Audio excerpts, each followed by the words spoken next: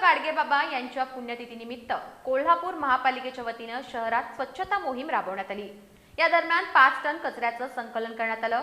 महापालिकेच्या कर्मचाऱ्यांसह नागरिक तसंच विविध सामाजिक संस्थांनी या स्वच्छता मोहिमेत सहभाग घेऊन स्वच्छतेचा संदेश दिला। संत गाडगेबाबा यांच्या पुण्यतिथीनिमित्त कोल्हापूर महापालिकेच्या आरोग्य घनकचरा विभागाच्या वतीने आज शहरातील प्रमुख ठिकाणी विशेष स्वच्छता मोहीम राबवण्यात आली। शहरातील मध्यवर्ती बस स्थानक परिसर, रंकाळा टॉवर परिसर या ठिकाणची स्वच्छता करण्यात आली।